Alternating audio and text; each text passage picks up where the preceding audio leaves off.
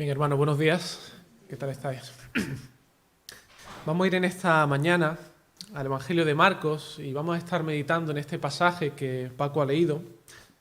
Un pasaje creo que conocido por todos, el de la higuera estéril. Y es verdad que este pasaje, cuando uno lo lee, puede que le resulte extraño.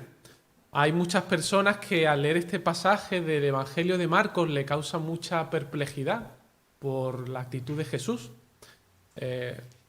A lo largo de los evangelios vemos a Jesús haciendo muchísimos milagros, ¿verdad? Lo hemos visto sanando, curando a ciegos, curando a cojos, el ciego Bartimeo, hace poquito lo vimos como el Señor obró un milagro en su vida y le trajo sanidad. El Señor ha estado haciendo montones de milagros, restaurando la vida de muchas personas. Y llama mucho la atención que en este pasaje encontramos también un milagro del Señor Jesucristo, pero es un milagro cuyo resultado es la destrucción de algo y no su restauración. Hay algunos que incluso han usado este pasaje para cuestionar el cristianismo. Muchos incrédulos, muchos ateos, al leer este pasaje dicen, fijaos, mira, aquí tenemos un ejemplo de un Jesús que está descargando toda su furia contra esta pobre planta inocente, manifestando además un carácter que no es apropiado de un hombre justo, y mucho menos de alguien que dice ser el Mesías, el Hijo de Dios, y cuestionan a Jesús por este hecho. La pregunta es ¿por qué Jesús hace este milagro de secar esta higuera? ¿Por qué hace que esta higuera se seque cuando en realidad el Evangelio además nos dice que no era tiempo de higos? ¿Debemos ver esta acción de Jesús como un berrinche caprichoso del Señor? ¿Cómo conectamos al Jesús de los milagros, al Jesús de las sanidades, a ese Jesús de la misericordia, con este Jesús que manda destruir esta higuera? ¿Es el mismo? ¿Qué nos quiere enseñar sobre todo el Señor a nosotros en esta mañana a través de este evento que Él nos ha dejado registrado en el Evangelio de Marcos? ¿Cuál es la enseñanza que Él tiene y la aplicación que tiene para nosotros? Pues fijaos, es importante que tengamos en cuenta el contexto donde se desarrolla este evento. Os recuerdo que la última vez que estuvimos considerando el Evangelio de Marcos, estuvimos viendo que él está muy próxima la muerte del Señor Jesucristo. De hecho, a partir del capítulo 11 es cuando comienza su última semana. Esa entrada que vimos que él hacía en la ciudad de Jerusalén se produce en ese Domingo de Ramos, y pocos días después, el viernes, sería crucificado. Y en el episodio anterior que vimos, Jesús estaba entrando a Jerusalén. Es un evento que de alguna manera marca el principio del fin de su ministerio. Y el día anterior al que se nos relata en este capítulo 11, ese famoso Domingo de Ramos, vimos que la multitud estaba enfervorecida con Jesús. Jesús se presenta para entrar en Jerusalén y encontramos algo sorprendente, es que la gente le aclama. La gente ponía incluso sus ropas delante de aquel burrito para que pudiese pasar sin manchar sus patas en el barro. Y Jesús se presenta en ese pollino para entrar en Jerusalén y la multitud queda fascinada con Jesús. Una multitud que gritaba, Hosana, el que viene en el nombre del Señor, bendito sea su nombre, el Rey, el Mesías ya está aquí.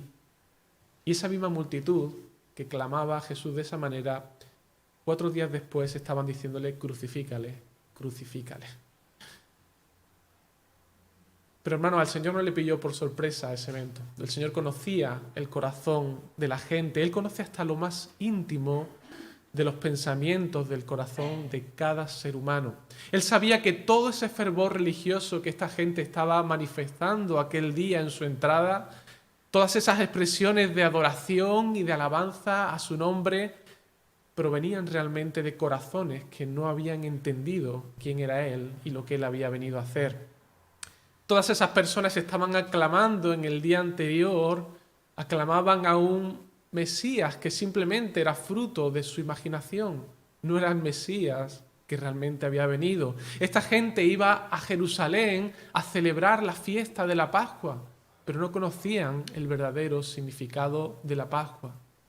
Personas que tenían mucha religión venían a celebrar una fiesta, pero la realidad es que sus corazones estaban completamente alejados del Dios verdadero. De hecho, fijaos, en Lucas, el pasaje paralelo nos dice que cuando Jesús entró en la ciudad, cuando hace su entrada triunfal en Jerusalén, al verla, llora sobre ella. Jesús llora sobre la ciudad de Jerusalén al ver lo que allí se estaba produciendo.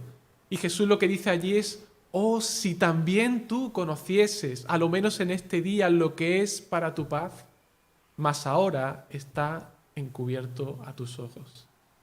Jesús hace un diagnóstico de lo que ve en aquella ciudad, en el bullicio, en la fiesta, en la religiosidad, y lo que ve que es vaciedad, ignorancia.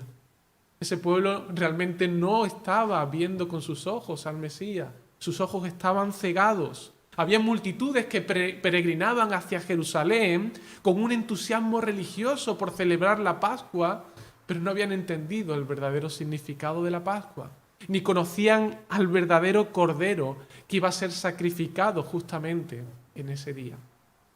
Multitudes que no reconocían la realidad de su pecado, no reconocían un corazón caído, un corazón endurecido, ni tampoco reconocían su necesidad de ser salvados. No reconocían que necesitaban a un Salvador. Sí, querían a un rey que los librasen de los romanos, pero no miraban a su corazón y su verdadera necesidad, ser librados de su pecado. Mucha religión, mucha fiesta, pero poco fruto de arrepentimiento. Y hermanos, con esto en mente, con ese estado del corazón, es con el que Jesús se retira a Betania aquel domingo de Ramos. Al terminar aquel domingo, Él se vuelve a Betania, donde estaba alojado con sus discípulos. Y ahí es donde arranca nuestro pasaje en esta mañana. Dice el versículo 12, al día siguiente, cuando salieron de Betania, nuestro texto comienza por lo tanto el lunes por la mañana, Jesús y los discípulos se levantan y salen de Betania, donde estaban alojados posiblemente, y van camino a Jerusalén. Y ahí es cuando ocurre este evento de la higuera estéril. Nos dice el versículo 12 que Jesús tuvo hambre. Jesús era Dios, pero Él también era hombre. Vemos aquí la humanidad del Señor Jesús. Posiblemente no habría desayunado y al pasar por aquel camino de dirección a Jerusalén, Jesús ve la higuera y pensó que sería buena idea ir a acercarse a esta higuera y tomar algo del fruto para saciar su hambre. Y nos dice el versículo 13 que viendo de lejos la higuera que tenía hojas, fue a ver si tal vez hallaba en ella algo, pero cuando llegó a ella nada halló sino hojas, pues no era tiempo de higos. Ahora tenemos que entender que la higuera, las higueras eran árboles muy apreciados en la nación de Israel. De hecho, los higos más grandes, los más maduros, son los que se recogen entre los meses de agosto y septiembre, que es cuando el fruto realmente está maduro y en su punto. Y como sabemos, estamos a unos días de la fiesta de la Pascua, que se celebraba en el mes de Nisán, según el Señor había ordenado en el libro del Éxodo, que se corresponde en nuestro calendario con un periodo de tiempo entre el mes de marzo y de abril. Y de ahí el comentario de Marcos, porque nos dice al final del versículo 13 que justamente en ese tiempo, cerca de la Pascua, no era tiempo de higos, porque realmente los higos maduros se recogen en agosto, septiembre. Sin embargo, sí que tenemos que tener en cuenta algo, y es que aunque generalmente realmente el fruto se recogía en esos meses de agosto y septiembre, pero para finales de marzo, lo que era el inicio de la primavera, aunque no era época de higos, pero muchas higueras comenzaban a producir brevas tempranas, unas brevas que sí que eran comestibles y son brevas que aparecen juntamente cuando la hoja de la higuera florece.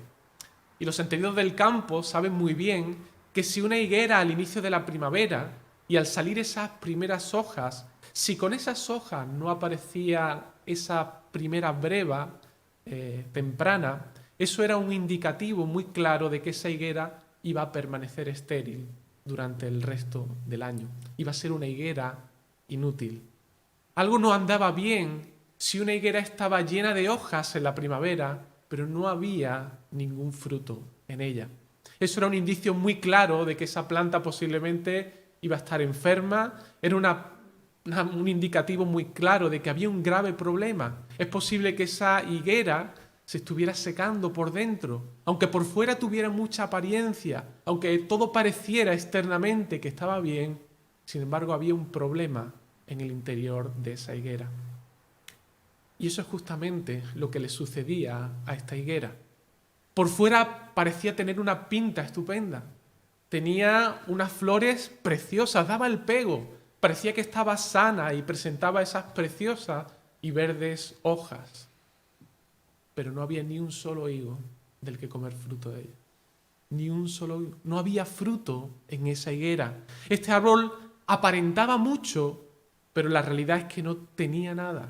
Estaba completamente estéril. ¿Y qué es lo que hace Jesús al ver esta realidad? Él dice: nunca jamás coma nadie fruto de ti. Y lo oyeron sus discípulos.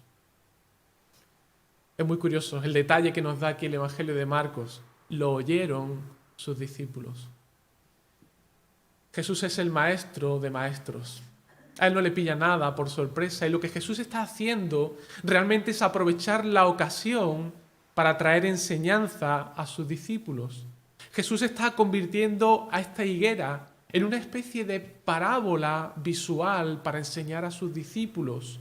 Es una imagen que realmente estaba poniendo de manifiesto lo que estaba pasando con la nación de Israel y que ilustraba perfectamente lo que él había visto el día anterior en aquella gente y en la ciudad de Jerusalén, cuando terminó llorando por la ciudad de Jerusalén. La imagen de la higuera era algo muy conocido para los judíos, algo con lo que ellos estaban muy familiarizados. Y de hecho en el Antiguo Testamento la higuera con mucho fruto siempre era símbolo de la bendición de Dios sobre su pueblo. Era símbolo de que había abundancia, de que había comunión, de que había vida, no solamente en lo material, sino también en lo espiritual. Esta imagen de una higuera cargada de fruto es algo que los profetas y que el salmista usaba con mucha frecuencia. De la misma manera que una higuera llena de frutos simbolizaba esa abundancia, ese gozo, esa plenitud, por el lado contrario, una higuera estéril lo que está simbolizando es justo todo lo contrario, la sequedad, la falta de vida, la falta de abundancia, la falta de comunión con Dios, el juicio y la condenación de Dios sobre su pueblo.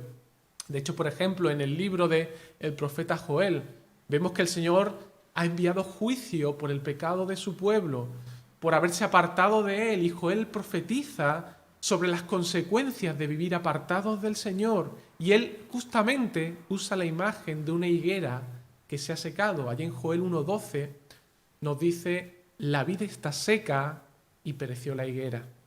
El granado también, la palmera y el manzano, todos los árboles del campo se secaron, por lo cual se extinguió el gozo de los hijos de los hombres. Que de manera poética Joel está hablándonos de esa realidad, un pueblo que se ha apartado de Dios, que vive en esa apatía espiritual, y la realidad es que la higuera se ha secado. Está asemejando la idea de una higuera seca con esa idea de perder la comunión con Dios y de la vaciedad espiritual.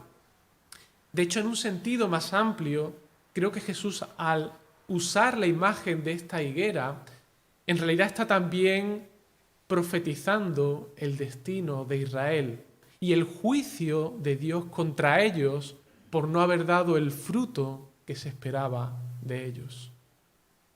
Fijaos qué interesante, Jesús en otra parábola, seguro que todos la recordáis, esa parábola de la higuera, allí en Lucas 13, fijaos lo que dice Jesús contándonos esta parábola. Dice: tenía un hombre una higuera plantada en su viña y vino a buscar fruto en ella y no lo halló.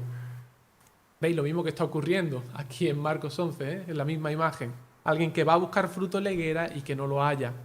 Y dijo al viñador: he aquí, hace 3 años... Por cierto, ¿cuánto tiempo duró el ministerio de Jesús? 3 años también. Qué curioso, ¿no? He aquí, hace 3 años que vengo a buscar fruto de esta higuera y no lo hallo. Córtala. ¿Para qué inutiliza también la tierra? Él entonces respondiendo le dijo: Señor, déjala todavía este año hasta que yo cabe alrededor de ella y la abone. Y si diere fruto, bien. Y si no, la cortarás después. Qué interesante esta parábola. Creo que esta parábola ejemplifica la realidad de lo que está ocurriendo con esta higuera estéril.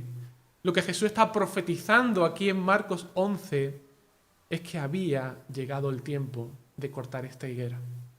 Había llegado el tiempo de cortar esta higuera. Marcos 11 al 20, un poquito más abajo, nos dice que al día siguiente, cuando los discípulos volvieron, al pasar frente a esta higuera, dice que se había secado de raíz. La higuera se había secado de raíz. Y hermanos, lo mismo le iba a suceder a la nación de Israel por causa de su pecado, por causa de la dureza de su corazón, por causa de esa falsa religiosidad ritualista, esa religión vacía. Sí, mucha fiesta, vamos todos los años a Jerusalén a celebrar la Pascua, mucha fiesta, mucho ruido, mucho sacrificio, mucha ceremonia, mucha oración. Pero la realidad es que hay un corazón endurecido, no arrepentido, que vivía completamente alejado de Dios. Tenían a Dios encarnado en sus propias, delante de sus ojos, y no eran capaces de verlo. Ahora, ¿pensáis que este principio es solo para Israel? Hermanos, si pensamos que esto no nos toca a nosotros, entonces que hemos perdido completamente el punto de este pasaje. ¿Recordáis la predicación de Juan el Bautista? Allí en Mateo 3:10, él decía, y ya también el hacha está puesta a la raíz de los árboles. Por tanto, todo árbol que no da buen fruto es cortado y echado en el fuego. Hermano, el principio es el mismo. No solamente para el pueblo de Israel. Esto es un principio universal que el Señor quiere enseñarnos a nosotros. Este principio que nos enseña aquí Jesús es de aplicación universal. Dice todo árbol. No solamente un tipo, sino todo árbol. Hermano, ¿dónde está tu corazón? Examina cuidadosamente tu corazón y tu vida. De hecho, es curioso, Isaac nos predicó la semana pasada en el libro del profeta Amós sobre este mismo tema. Hubo un versículo que a mí se me quedó grabado en ese capítulo 5, el 14, donde dice el Señor hablando a su pueblo, dice, buscad lo bueno y no lo malo para que viváis, porque así Jehová, Dios de los ejércitos, estará con vosotros como decís. Es posible decir que Dios está con nosotros y sin embargo estar a años luz de su corazón. Es posible celebrar fiesta al Señor como hacía Israel en los tiempos de Jesús y sin embargo que nuestros corazones estén en las antípodas del Dios al que pretendemos adorar. Hermano, examina tu corazón. Me lo digo a mí mismo, tengo que examinar mi corazón. Porque el Señor providencialmente nos está volviendo a hablar sobre este mismo tema en el Evangelio de Marcos. Y esta enseñanza creo que es una seria advertencia para nosotros. Un creyente cuya vida no da fruto está en peligro de ser cortado. Independientemente de cuál sea tu denominación, de la cantidad de ministerio en lo que puedas estar involucrado en la iglesia o lo abultada que pueda ser tu ofrenda al Señor. El Señor no mira esas cosas. Él lo que mira es si tu corazón realmente vive en temor delante de Él. El Señor nos lo advierte, Él dice, no todo el que me dice Señor, Señor, la expresión externa únicamente, no todo el que me dice Señor, Señor entrará en el reino de los cielos, sino aquel que hace la voluntad de mi Padre que está en los cielos. Así que, hermano, es un peligro muy real para aquellos que dicen ser creyentes, pero que en realidad viven como si no lo fueran. No hay fruto real en sus vidas. Ese árbol verdadero se conoce por el fruto que da, no por las hojas. La higuera de nuestra historia se veía preciosa a la distancia, pero por dentro estaba podrida y seca. Lo que importa no es la apariencia de tu religiosidad, sino si en ti hay un corazón que realmente atesora a Dios como lo más precioso, como lo más valioso, como lo más importante que hay en tu vida. Lo que importa es si te acercas a Dios reconociendo la realidad de tu pecado, pero buscas al mismo tiempo con seriedad la santidad en tu vida, porque deseas tener una comunión cercana con ese Dios que es santo. Y hermanos, no hablo de ser perfecto, porque creo que aquí ninguno somos perfectos, pero sí que hablo de que te importe erradicar el pecado en tu vida, que te lo tomes con seriedad, de estar dispuesto a morir a nuestros propios deseos por amor al Señor, por buscarle a Él. Como Él dice, ¿qué demanda el Señor de nosotros? Hacer justicia, amar misericordia y humillarnos delante de Él. ¿Ves el fruto de esto en tu vida? ¿Ves esa realidad, de ese fruto en tu vida? El pueblo de Israel era muy, muy religioso, pero tenían un problema. ¿Sabéis cuál era el problema? Es lo que vamos a ver justamente en la segunda parte de este pasaje, lo que encontramos en los versículos del 15 al 19. Jesús va a Jerusalén, entra, y dice el versículo 15, vinieron pues a Jerusalén y entrando Jesús en el templo, comenzó a echar fuera a los que vendían y compraban en el templo, y volcó las mesas de los cambistas y las sillas de los que vendían palomas, y no consentía que nadie atravesase el templo llevando utensilio alguno. ¿Sabéis? El templo era el lugar muy central para el pueblo de Israel, era el lugar donde se desarrollaba la vida religiosa, era el lugar donde, en un sentido, habitaba la presencia de Dios en medio del pueblo. Y Jesús llega ese día al templo y se coloca en el patio de los gentiles. Ese era el único lugar realmente donde los gentiles se podían acercar un poco, de alguna manera, a Dios. Los judíos tenían más privilegio en ese sentido y podían estar más cerca. Y entre los judíos había uno solo, el sumo sacerdote, que tenía el privilegio de entrar en la misma presencia de Dios para ofrecer el sacrificio en el día de la expiación. Pero los gentiles, los que no pertenecían al pueblo de Israel, solamente podían estar en ese patio exterior, al aire libre, en el templo, para de alguna manera acercarse a Dios en oración. Y Jesús esa mañana va al templo y Jesús está allí en ese patio, en ese atrio dedicado para los gentiles. ¿Y qué es lo que ve allí? Lo que ve allí es un centro comercial en Black Friday, básicamente trayéndolo a nuestros días. El templo se había convertido en un centro comercial. Ese patio simplemente era un lugar donde había personas que estaban haciendo negocio. Allí se vendía de todo para el sacrificio. Animales grandes, pequeños, se cambiaba dinero si no habías traído, gente negociando precios. Y Jesús, viendo todo aquello, no pudo aguantarlo más. Hay un fuego que arde en el interior del Señor viendo esa escena que Él está contemplando. Y en esa ocasión Jesús no se limita simplemente a enseñar con palabras, sino que nos dice que tomó acción. Él dice que comenzó a echar a todos los que estaban comerciando, a todos los que estaban haciendo negocio, a todos los que estaban allí cambiando dinero, estos cambistas, volcó sus mesas.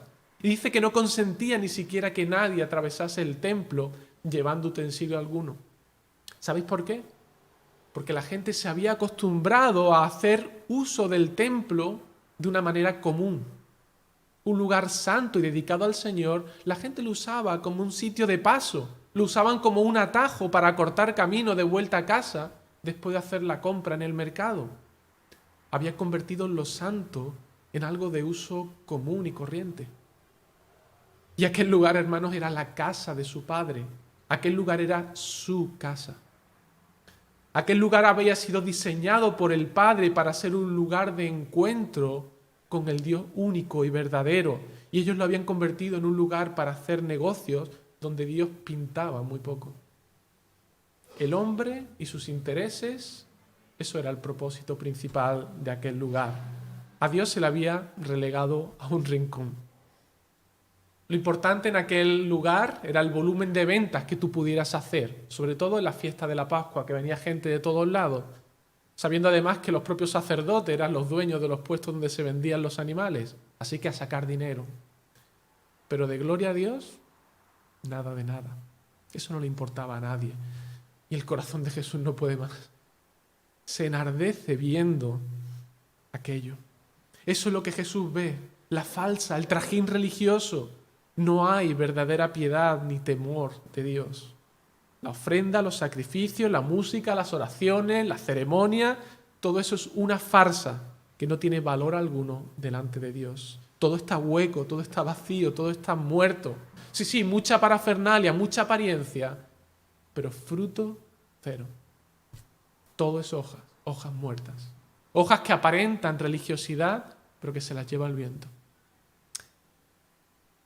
Hermanos, ese lugar del templo era un lugar para las naciones, les dice Jesús. Era un lugar para que los gentiles pudieran tener un encuentro con Dios. Es lo que le dice Jesús. Dice, no está escrito, o sea, Jesús no se lo está inventando. Esto es algo que ya estaba determinado en el Antiguo Testamento. Dice, no está escrito, mi casa será llamada casa de oración para todas las naciones, mas vosotros la habéis hecho cueva de ladrones. Es interesante que el Señor está aquí citando dos pasajes del Antiguo Testamento, dos pasajes que ellos deberían conocer muy bien. El primero de ellos es en Isaías 56, versículos 6 al 7, donde allí fijaos lo que dice el Señor: y a los hijos de los extranjeros que sigan a Jehová para servirle y que amen el nombre de Jehová para ser sus siervos, a todos los que guarden el día de reposo para no profanarlo y abracen mi pacto, yo los llevaré a mi santo monte y los recrearé en mi casa de oración.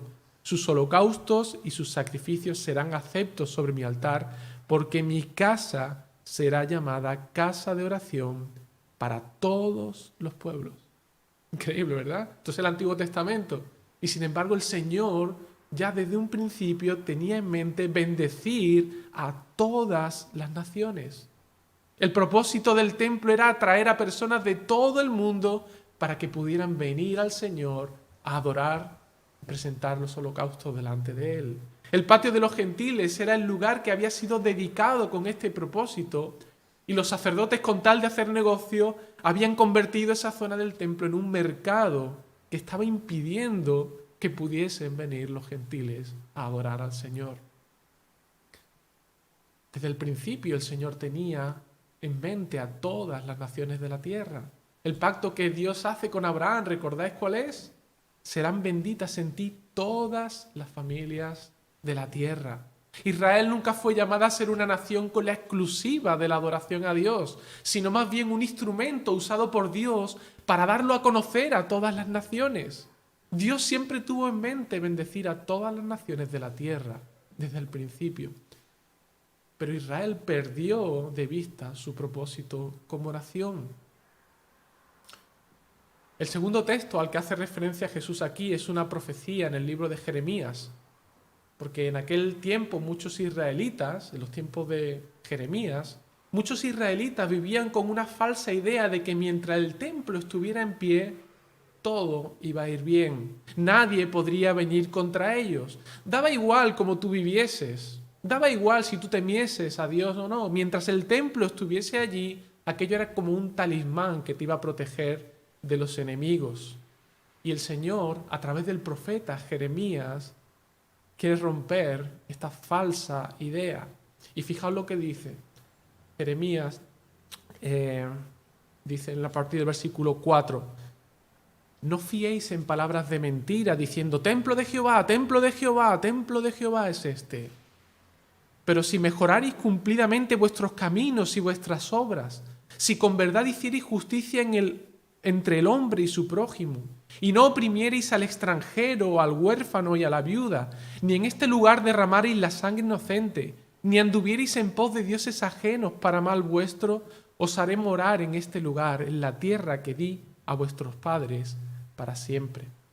Lo que el Señor le está reclamando a ellos son vidas que den fruto de un corazón que vive en el temor de Dios, buscando la santidad por amor a Él. Fijaos, el profeta sigue diciendo, he aquí vosotros confiáis en palabras de mentira que no aprovechan. Esa palabra de esos falsos profetas que decían, no pasa nada, podéis vivir como queráis, el templo, eso os va a proteger. Dice, aquí vosotros confiáis en palabras de mentira que no aprovechan, hurtando, matando, adulterando, jurando en falso e incensando a Baal y andando tras dioses extraños que no conocisteis. Ese era el estilo de vida de los israelitas en aquel tiempo. Sí, por la mañana voy al templo, hago fiesta, doy una apariencia de religiosidad, de alabar al Señor, pero por la tarde vivían en inmoralidad y adorando a falsos dioses. Y dice el Señor, Vendréis y os pondréis delante de mí en esta casa sobre la cual es invocado mi nombre y diréis, librados somos para seguir haciendo todas estas abominaciones. Es cueva de ladrones delante de vuestros ojos esta casa sobre la cual es invocado mi nombre. ¿Es cueva de ladrones, acaso? En Jerusalén, en aquellos tiempos, los ladrones se escondían en cuevas para escapar de la justicia.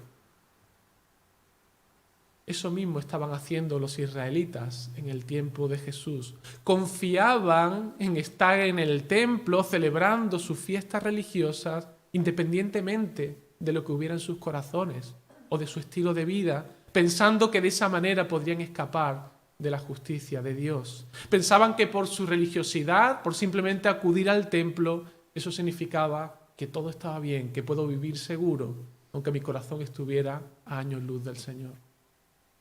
Y eso es justamente lo que Jesús les está recriminando a estos escribas y a estos sacerdotes. Habían convertido el templo en una cueva de ladrones. Usaban el templo simplemente como un lugar donde alimentar su formalismo religioso, pensando que con ello todo estaba bien con Dios, que estaban seguros y que serían librados de la ira de Dios. Israel era como un árbol frondoso donde todo parecía estar bien, pero en realidad no había fruto ninguno. Hermanos, sí, la salvación es por fe, es por gracia, pero si tu fe es verdadera, la realidad es que debe manifestarse por medio de esos frutos que se están produciendo en tu vida. ¿Cómo puedo saber si soy una higuera que solo tiene hojas? Bueno, todo comienza con el arrepentimiento y la fe, ¿verdad? Esa es la puerta de entrada. ¿Qué concepto tienes de tu propia justicia? ¿Cuál es el concepto que tienes acerca de ti mismo? ¿Te ves realmente como un pecador que merece el infierno? ¿Eres consciente de tus pecados si vives en un continuo arrepentimiento cada día? Y ojo, no te hablo de que seas perfecto, porque ninguno lo somos. Eso no va a ocurrir hasta que el Señor no venga y seamos glorificados. Pero de lo que te hablo es si realmente en tu vida hay una conciencia de la pecaminosidad y vives en un continuo arrepentimiento y acercamiento a Dios, presentando la realidad de tu pecado, reconociendo la realidad de tu pecado. ¿Te duele cada vez que pecas delante del Señor? ¿Hay un dolor real? ¿Lloras sinceramente delante del Señor cuando contempla la realidad de nuestro pecado y has caído y le has ofendido? ¿O simplemente da un poco igual y pasamos a otra cosa? ¿Hay un deseo real de ser librado de esa condición de pecado? ¿Luchas cuando ves esa sutil tendencia que tenemos todo al materialismo, que anida tantas veces en nuestro corazón, sobre todo en este tiempo de Navidad, que nos bombardean con tantos regalos, tantas cosas? ¿Qué haces con tu pecado? ¿Te lo tomas en serio? ¿Aceptas con humildad, por ejemplo, cuando otros te reprenden? Esto es uno de los frutos más sintomáticos. Cuando alguien te reprende por cosas que en tu vida no andan bien, ¿cómo reaccionas? ¿Cuál es tu reacción? ¿Te justificas a ti mismo? ¿Buscas excusas? ¿Tú no tienes derecho a decirme esto? ¿No seas legalista? ¿Contraatacas con la persona considerando que ésta no tiene criterio correcto o que está haciendo un juicio de valor sobre tu vida que no le corresponde? ¿Eres una persona enseñable, abierta al consejo? ¿O has creado tu propia escala de valores? ¿Has creado una religión a tu medida para que se ajuste a tus preferencias y a tus gustos personales? Otra pregunta que podemos hacernos. ¿Los demás pueden percibir a medida que pasa el tiempo que te pareces menos a ti y te pareces más a Cristo? ¿Hay esa realidad del fruto en tu vida? Amor, gozo, paz, paciencia, benignidad, bondad, fe, mansedumbre, templanza. Esto es un cuadro de Jesús, de sus atributos. Es un cuadro de lo que el Espíritu Santo va esculpiendo en los creyentes día a día. ¿Te ves reflejado ahí? ¿Y hay otros que se ven también ese reflejo en tu vida? ¿Tu cónyuge, los más cercanos en casa? Hermanos, todos tenemos una tendencia a la idolatría, pero ¿estamos luchando seriamente contra eso? Hermano, esta mañana vengo con carga en mi corazón por cada uno de vosotros. El Señor sabe que os amo a cada uno de vosotros y que amo a esta iglesia. Y por eso tengo que ser honesto con lo que veo en este texto y la enseñanza del Señor Jesús, porque no quiero que nadie se lleve a engaño. Debemos examinarnos nuestro corazón de manera profunda y seria. Y sabemos que todos los creyentes podemos pasar por periodos de enfriamiento espiritual y que a veces es difícil diagnosticar el verdadero estado de nuestro corazón. Pero hermanos, si eres verdadero creyente, tarde o temprano hay una reacción, hay una vuelta al Señor, porque el Señor nos está llamando. Y en esta mañana, si este es tu caso, entonces en esta mañana yo te llamo a que vuelvas al Señor, a que te vuelvas a acercar a Él. El Señor da un mensaje a la iglesia de Éfeso allá en el libro de Apocalipsis, un libro que llevamos estudiando ya unos cuantos meses. La iglesia en Éfeso le dice, pero tengo contra ti que has dejado tu primer amor.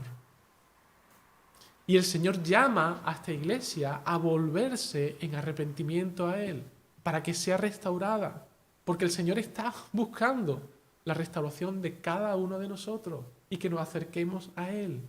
Él le dice, recuerda por tanto de dónde has caído y arrepiéntete, porque el Señor está buscando que nos acerquemos a Él. ¿Tú recuerdas cuando te convertiste por primera vez? ¿Lo que significó para ti? ¿Recuerdas ese momento?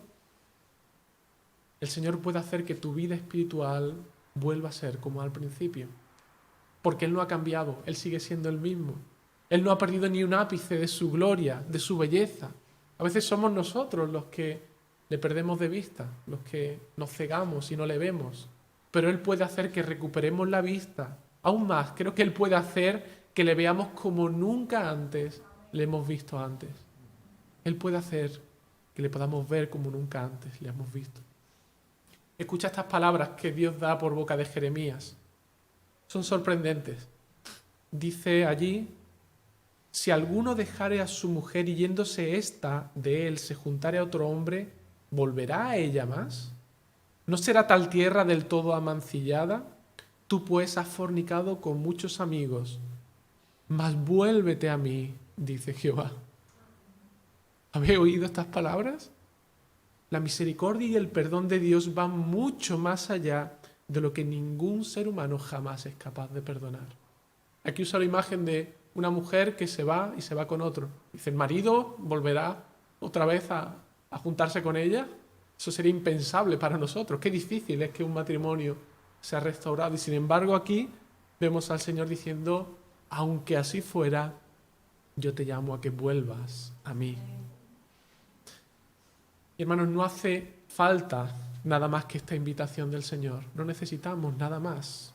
Si venimos a Él en arrepentimiento y en fe, Él está más que dispuesto a perdonar nuestra ingratitud y nuestro pecado y dispuestos a restaurarnos, a acercarnos a Él. Y en esta mañana el Dios de misericordia te está invitando a volver a Él.